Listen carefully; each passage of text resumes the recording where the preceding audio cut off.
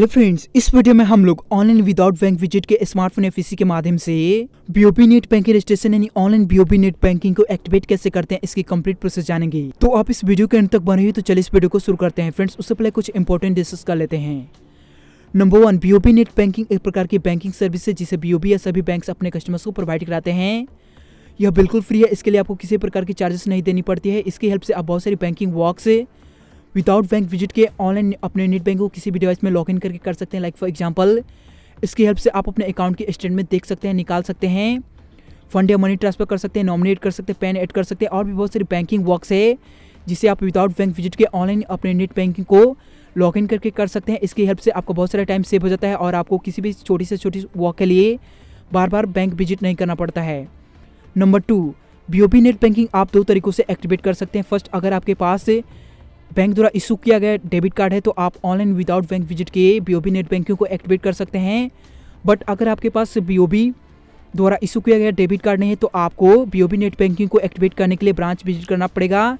तो इस वीडियो में हम लोग बीओबी नेट बैंकिंग को डेबिट कार्ड की हेल्प से विदाउट बैंक विजिट के एक्टिवेट कैसे करते हैं इसकी कंप्लीट प्रोसेस जानेंगे। तो फ्रेंड्स, इसके लिए सबसे पहले आप अपने पास बीओबी एटीएम कार्ड, सेकेंड आपके बैंक में जो भी मोबाइल नंबर रजिस्टर्ड हो और पासबुक अपने पास रख लीजिए। उसके बाद से आपको अपने डिवाइस में कोई भी ब्राउजर ओपन कर लेना है। तो चलिए, मैं क्रोम ब्राउजर को पहले से ऑलरेडी ओपन कर लिया हूँ। क्रोम ब्राउजर या कोई ब्राउजर ओपन करने के बाद आपको अपने ब्राउजर में बीओबी बैंक ऑफ बड़ौदा.in टाइप करके सर्च करना है। चलिए, मैं यहाँ आपको शुरू से करके कर लेता हूँ। ओके, तो आपको अपने ब्राउजर में बीओबी ऑफिशियल वेबसाइट टाइप करके सर्च करना है। Okay, BOB official website type करके सर्च करने के बाद आपको फर्स्ट वाली वेबसाइट https://www.bankofbaroda.in के ऑप्शन पर क्लिक करना है।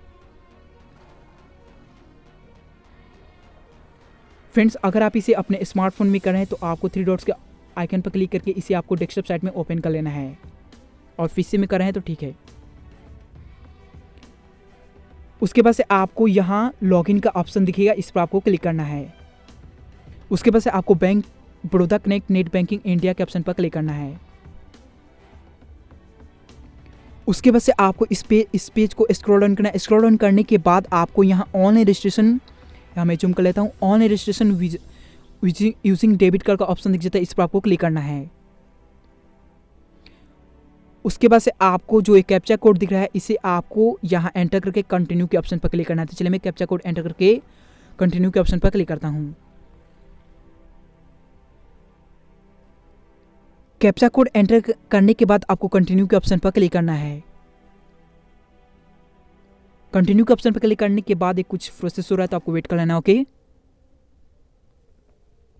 उसके बाद से आपके डेबिट कार्ड का जो यहाँ कार्ड आपके डेबिट का जो भी कार्ड नंबर है वो आपको कार्ड नंबर को यहाँ एंटर करना है। उसके बाद से आपके कार्ड का जो भी एक्सपायरी डेट है वो कार्ड पर लिखा होगा उसे आपको यहाँ एंटर करना है। उसके बाद से अपने कार्ड का पिन एंटर करना है। पिन एंटर करने के लिए आपको इस वर्चुअल कीबोर्ड का यूज़ करना पड़ेगा। उसके बाद से ये सब डिटेल्स एंटर करने के बाद जो कैप्चा कोड दिख रहा है इसे आपको यहाँ एंटर करके वैलिडेट के ऑप्शन पर क्लिक करना है। तो चलिए, मैं सभी डिटेल्स एंटर करके वैलिडेट के ऑप्शन पर क्लिक करता हूँ। ओके, वैलिडेट के ऑप्शन पर क्लिक करने के बाद आपके बीओबी अकाउंट में जो भी मोबाइल नंबर रजिस्टर्ड होगा उस पर एक ओटीपी सेंड किया गया होगा। उस ओटीपी को आपको यहाँ एंटर करके कंटिन्यू के ऑप्शन पर क्लिक करना है। ओके, कंटिन्यू के ऑप्शन पर क्लिक करने के बाद यहाँ आपको अपना personal details like address and phone number दिख जाएगा। उसके बाद से नेक्स्ट आपको यहाँ अपने नेट बैंक का यूजर आईडी क्रिएट कर लेना है। यूजर आईडी के एग्जांपल कुछ इस तरह के हो सकते हैं। उसके बाद से नेक्स्ट आपको टाइप ऑफ फैसिलिटी में सिलेक्ट के ऑप्शन पर क्लिक करना है। सिलेक्ट के ऑप्शन पर क्लिक करने के बाद आपको 2 ऑप्शन दिखेंगे, view rights only and second view and transaction rights. तो फ्रेंड्स, अगर आप फर्स्ट वाले ऑप्शन को सिलेक्ट करते हैं तो आप व्यू एंड देख सकते हैं ओनली, बट अगर आप सेकेंड वाले ऑप्शन को सिलेक्ट करते हैं तो आप व्यू एंड ट्रांजेक्शन दोनों कर सकते हैं। तो आपको सेकेंड वाले ऑप्शन को सिलेक्ट करना है।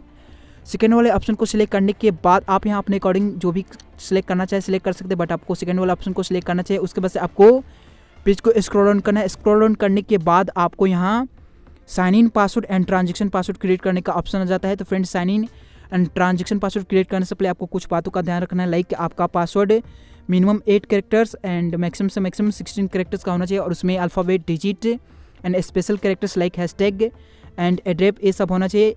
एग्जाम्पल कुछ इस तरह के हो सकते हैं। तो आपको इन सभी बातों का ध्यान रखते हुए आपको यहाँ साइन इन पासवर्ड को एंटर करना है। उसके बाद आपको कन्फर्म करना है।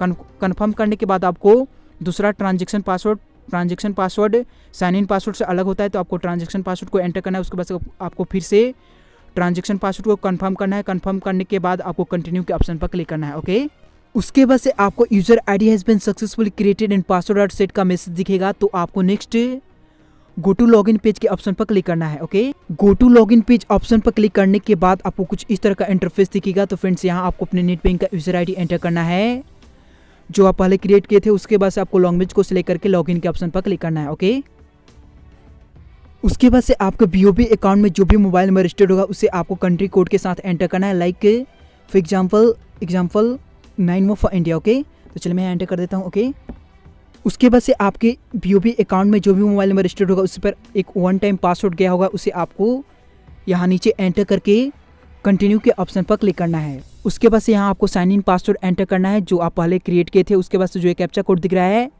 इसे आपको यहाँ एंटर करके लॉगिन के ऑप्शन पर क्लिक करना है। ओके, उसके बाद से आपको कुछ इस तरह का इंटरफेस दिखेगा। तो फ्रेंड्स यहाँ आपको नीचे एनरोल नाउ के ऑप्शन पर क्लिक करना है। एनरोल नाउ के ऑप्शन पर क्लिक करने के बाद आपको कुछ इस तरह का पेज दिखेगा। तो फ्रेंड्स आपको फर्स्ट पर्सनल मैसेज क्रिएट करने का ऑप्शन आ जाता है।